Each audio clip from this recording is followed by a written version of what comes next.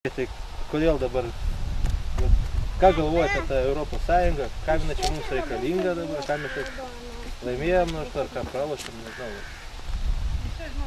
Žmonės kalbėjo, kad galėsim laisvai važinėti po Europą tada, bet jie nekalbėjo, kad laisvą judėjimą po Europą reguliuoja Šengeno sutartis, o nebuvimas ar nebuvimas Europos Sąjungoje. Kitaip sakant, jeigu mes galėjome važiuoti į Lenkiją, tai mes galėjome važiuoti kiaurai lygi visų Graikijų. Tai judėjimo mums visiškai nei pridėjo, nei atėmė. Ja, tai kuriem galam tada visgi stoti reikėjo tą Europos Sąjungą ir Europos Sąjungai, kam mes jiems tokie, kaip tokie reikalingi? Tai čia ir pataikiai.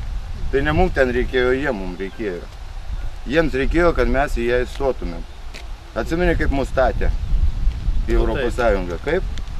Referendumas išimties tvarka 2 dienas vyksta, ko niekada nebuvo. Nu, taip. Pagal referendumo įstatymą agitacija už ar prieš draudžiama ten fiksuotas laikas. Lygiai referendumo ir jo metu jokio agitacijų negali būti. O kas vyko? Iš visų televizijų tik ir sakė, stokit, būkit aktyvus, stokit. Kas buvo pirmą dieną aktyvumas koks?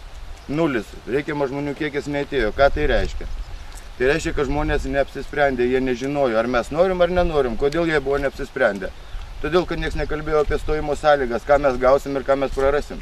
Niekas nekalbėjo, neakcentavo, kad mes turėsim uždaryti Ignalinos atominę elektrinę, kad mes būsim priversti pardavinėti savo nuosavą žemę užsieniečiams. Niekas to nekalbėjo, žmonės nenorėjo pirkti katės maiše, todėl jie neėjo balsuoti.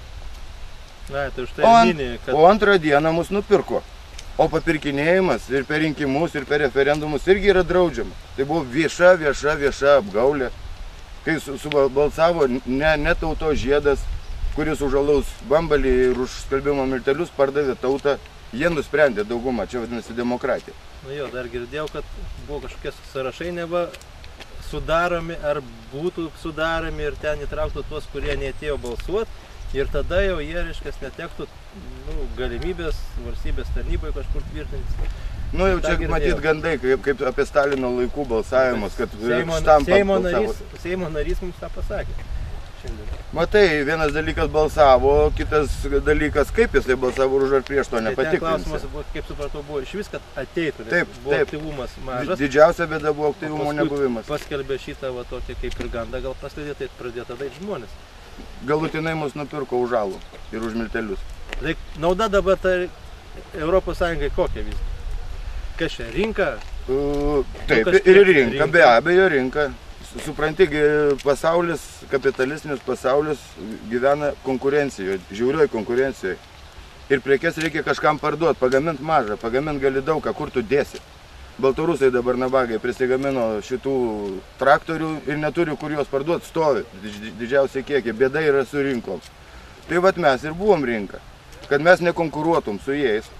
Tam reikėjo viską sugriauti, ką mes begalėtum pardavinėti. Viskas, matot, totaliai sugriauta.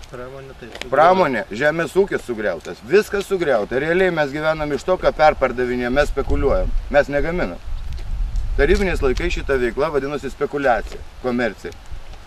Mes perkam iš Kinijos pigiai, parduodam mums brangiai. Tai reiškia, pasakos apie darbo jėgą, čia rinkas, kad čia darbas yra tik pasakos. Kodėl?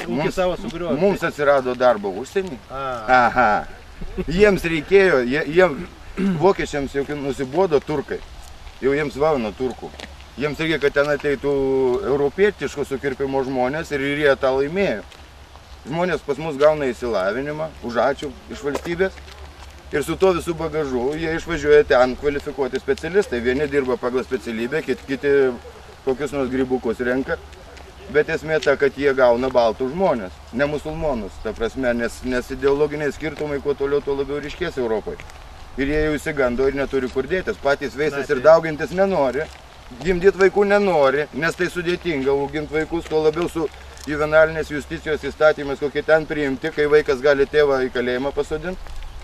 Tai jie bijo tų vaikų turėti. Viskas padaryta, kad jie negimdytų. Gimdo musulmonai. Tai štai dabar vokiečiai, prancūzai pradėjo kalbėti, kad tas multitautiškumas, multikultūrinis. Taigi Merkel tą pasakė, tiesiai šviesiai. Jau nebetinka. Tai negali tik. Kaip tu riebalų su vandeniu sujungsi. Tai jau dabar dėl žemės klausimų kelia. Tai čia parduoti, neparduoti. Daug prieš, daug už visokių. Tai Nu, aš tai galvoju, vat asmeniškai, tai neturime pardavinėti savo žemės, vien tik jau dėl to, kad protėviai už mus buvo protingesni ir jie pasakė, nepardavinėkite, jūs savo žemę nei už auksą, nei už jokį ten sidabrą.